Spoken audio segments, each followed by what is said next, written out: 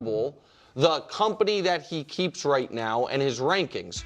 So last 5 games, it is not a stretch to say he's been the worst quarterback in the league. That's a stretch.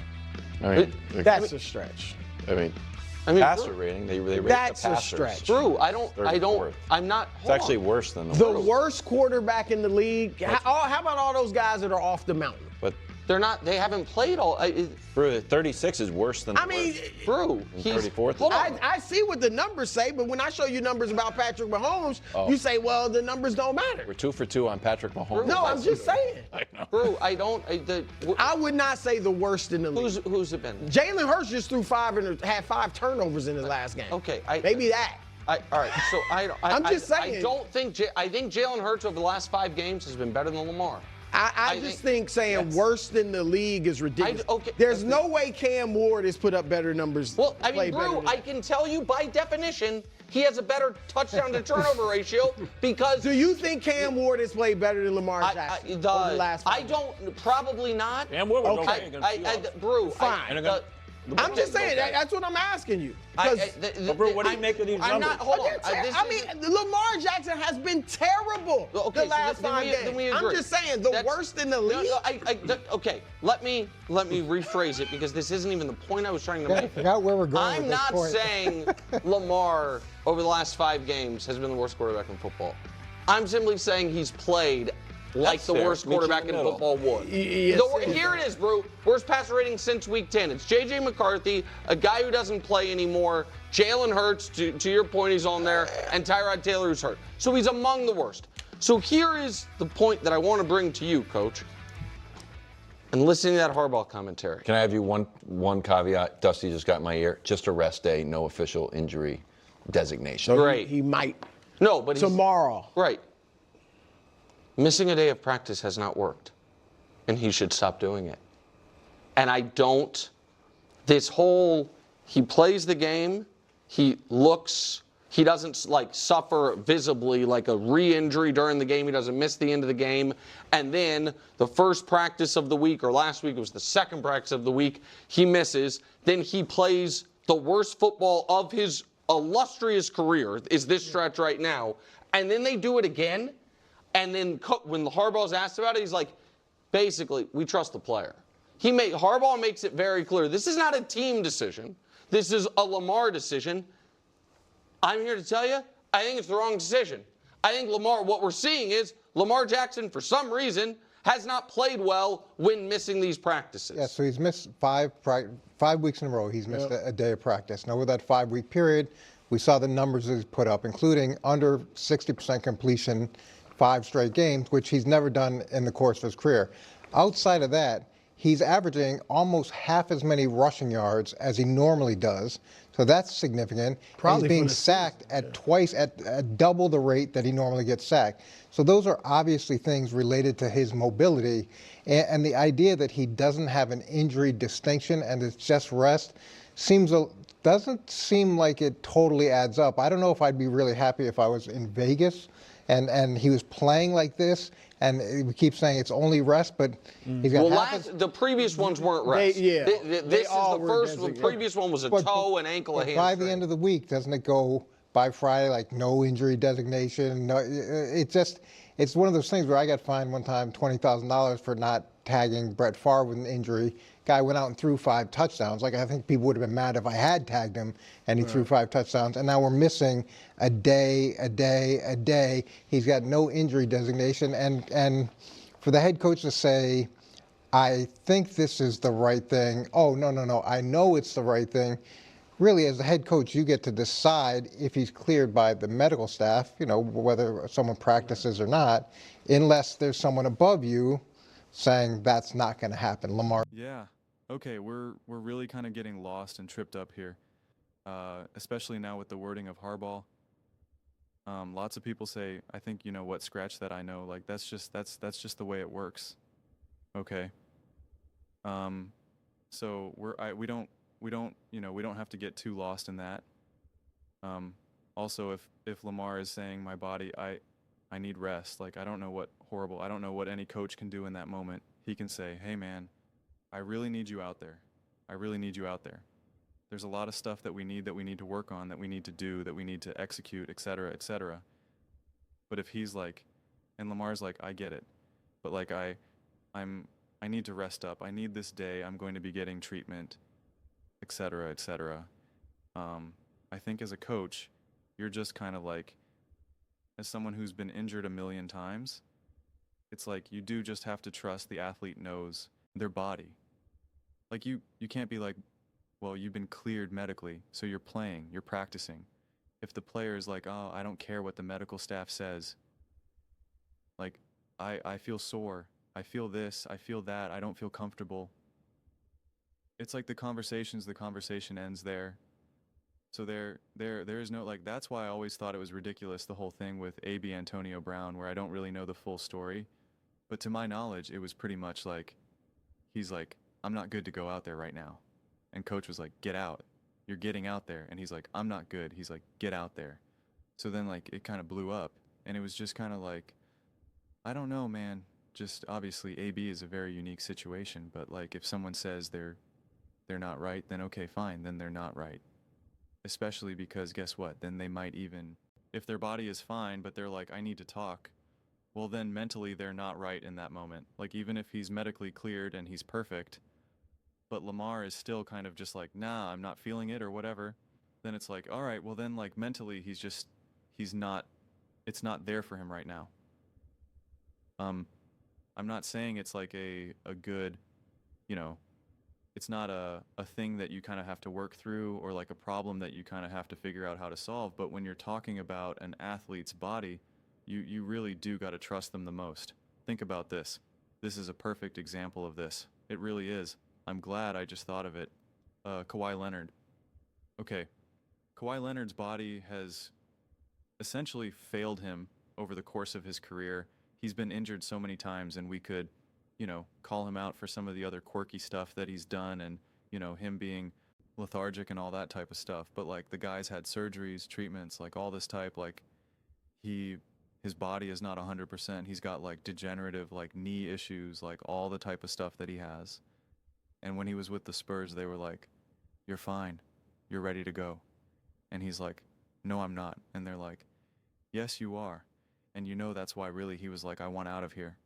And it's just like the Spurs were clearly wrong. His body has been continued to fail him and struggle to keep him healthy throughout the course of his career. And so like that just is what it is. And so we can all say, the medical staff knows better. They only know so much. So much, by the way, when you're interacting with medical staff and stuff like that, they're just like, how do you feel, right? Like, yeah, they could trust, test your range of motion. And they do like the generic, like, okay, I'm going to press down and you lift up. Try to fight me. Okay, no, you feel strong. You feel good. Any pain, how you sleeping, any soreness you feel, any clicking or popping. And it's just like, all right, no, okay. Then you're cleared, like, there's so many times I've been to doctors where I'm like, my foot is messed up. I remember my doctor was like, well, there's nothing I can really do for you. And I'm like, yeah, but like, there's like a lot of this like numbness, this, that. And he's like, we can get an MRI, but the MRI is not going to show anything. So we're not really like worth it to do it. He's like, it just is what it is. And it's just like, okay, right. And sometimes it's like my bone broke, I tore my meniscus, I broke my finger, right? Like there's other things that are very concrete, but when you're talking about like, I pulled my hamstring or I tweaked my knee, this, that, back soreness. There's only so much that a doctor can like officially evaluate and be like, yes, I see. Like this is a thing that's happening that you're dealing with now. I can tell that you are only 80% and not 100%, that you're 50%, not 75%. So you're relying on how do you feel? What hurts? They'll test certain range of motions, some strength and stuff. And I'm sure in the NFL it's going to be a lot more comprehensive than someone, in my situation or any of our situations. But there's still only so much that they can do in any given moment, honestly. But also, kind of the whole getting your body right instead of practice. Like these guys have plenty of hours in the day where like they can do some practice. They don't have to pick or choose. And you're only spending so much time getting treatment done anyway. You're not getting 12 hours worth of treatment. That's just not how it works. If you're directly working with a physical therapist, all the things that are at their disposal wouldn't take like 4.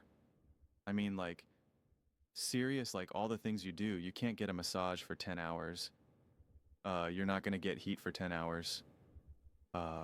Stim, ultrasounds, like all the other various things that you can get done. Like there's only so much. Like you can clearly practice and then get all the treatment you would ever need, all you would ever need. So even the whole thing of like, well, I'm not practicing because then I'm going to get treatment instead.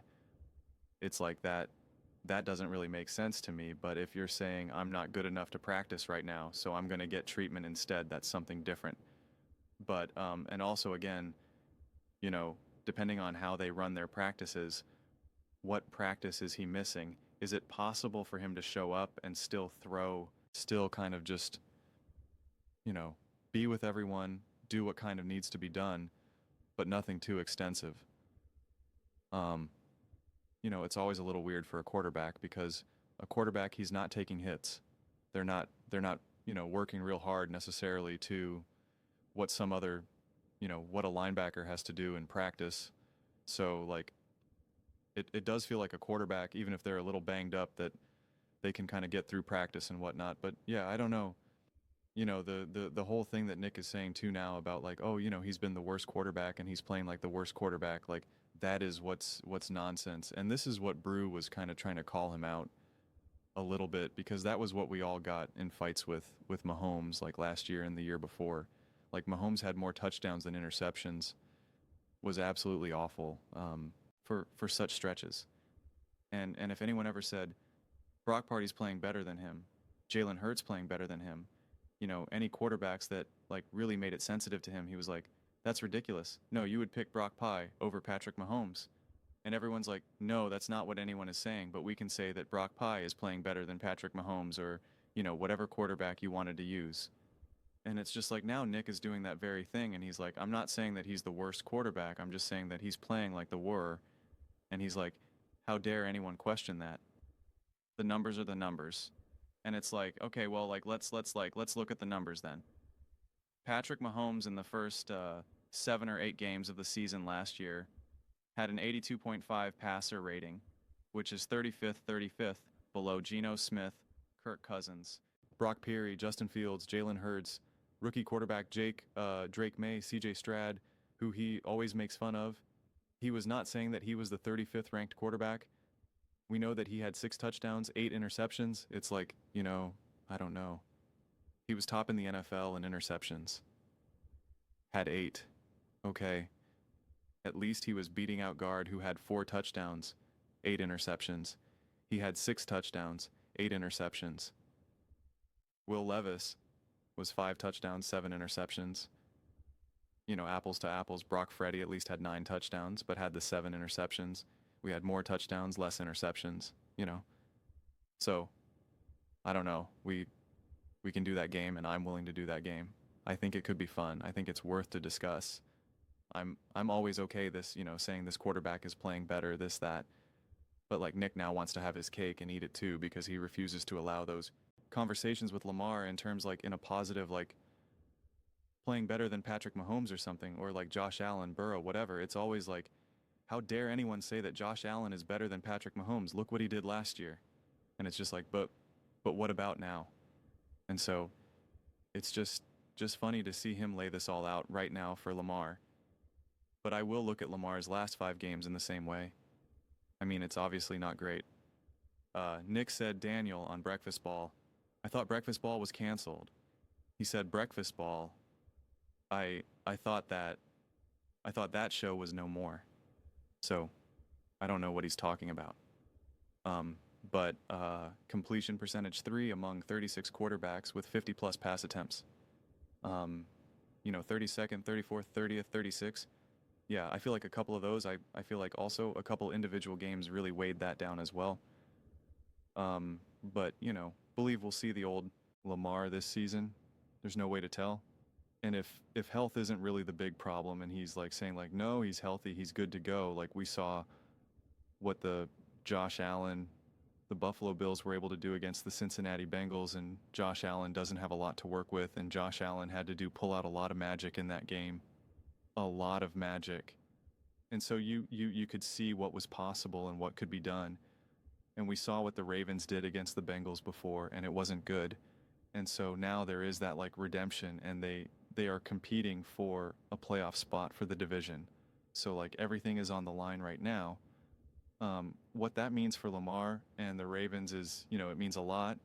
So if they don't compete, if they don't play at a high level, if Lamar doesn't even look remotely like the Lamar that we know, and it's a more of a continuation of this, well, then it's just like, then there's a serious problem. Like he has to be broken. Like there has to be health issues, but then how bad are they that his play is just plummeting? So it's just the whole thing is really kind of weird and difficult to make sense of, honestly. It really is. But those are just my thoughts. I'd absolutely love to hear yours. What do you guys all think about Lamar Jackson and the Baltimore Ravens? Do you believe we'll see the old Lamar this season? Let me know your thoughts in the comments below. I read every single comment. So, you agree with me or disagree with me? Either way, let's get in some discussions. Let's get in some fights. But ultimately, let's just have some fun. And please do consider subscribing.